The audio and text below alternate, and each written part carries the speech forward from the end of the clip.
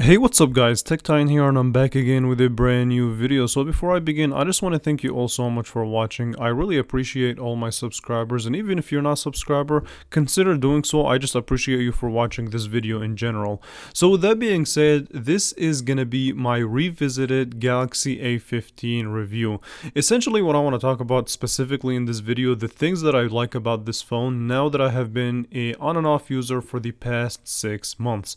And there are a lot of good things about this phone. There are also a lot of bad things about this phone, and those will be shared in kind of a part 2 type of video, just because I don't want this video to be over 14-15 minutes long. So be sure to stay tuned for part 2.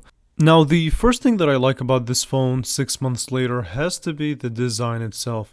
So this is a definitely legitimate upgrade as far as the design goes from a looks perspective. Samsung definitely decided to step it up with the Galaxy A15. So 6 months later, my experience has still been pretty good for the most part. So this phone definitely looks like a more premium device, even though it's not, and even though it is still made out of plastic. But I'll save that for part 2 of this kind of 6 months later review.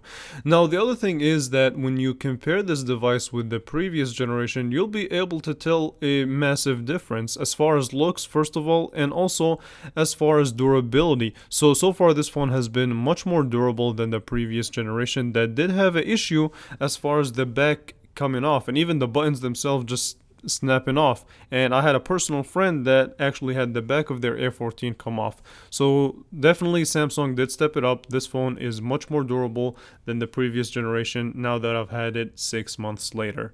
Okay, so the next in my conversation, without a doubt, is this phone's biggest asset, which is the display.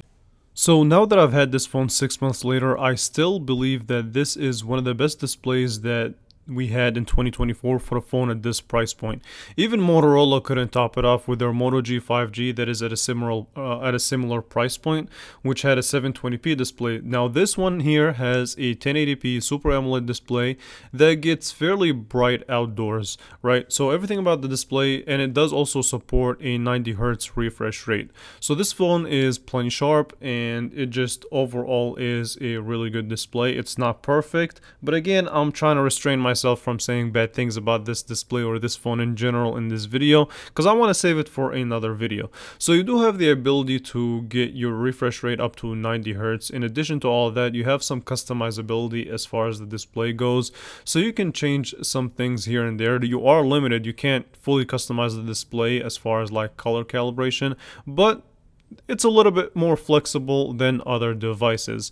And basically watching your content, consuming web, anything that requires you to use this display, you'll be plenty satisfied with. I had no issue. I did have minor issues, but again, I'm restraining myself from talking about them in this video. Yeah, so basically this display is this phone's biggest strength as far as I'm concerned. So definitely Samsung gets a thumbs up. 6 months later, there's no burn-in issues or anything like that. So I'm really glad that nothing crazy like that happened. If it did, then I would have other things to say about the display. All right, so the next in my conversation is in the battery life. So this phone does support a 5000 milliamp hour battery, and the battery on this phone is excellent. Without a doubt, this phone lasts me more than a day easy. So a big battery, it's actually a bigger battery than their flagship phones, so don't shoot the messenger. Yeah, so when I went to browse my web, do the light tasks, just using this phone in a casual manner, this phone would last me more than a day. Again, easily, right?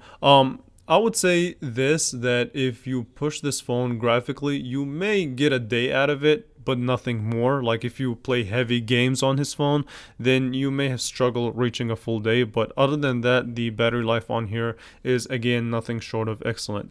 Now the biggest thing that I like about this phone also is the price point that it comes with. So you can actually get this phone at $199 from Samsung unlocked. Now with carriers you do get a little bit more discount, so keep that in mind. So this is definitely one of those phones that was popular for its price point and the things that it brings. So far 6 months later, Nothing in that regard has changed. I'm really enjoying this phone. Stay tuned for part 2 so we can talk about the things that I really don't like about this phone. And trust me, there are quite a few. So with that being said, I just want to take a moment to thank you all so much for watching. If you did enjoy this video, make sure to leave a thumbs up. Make sure you subscribe to the channel if you haven't already, and I will catch you guys in the next one. Thank you so much for watching.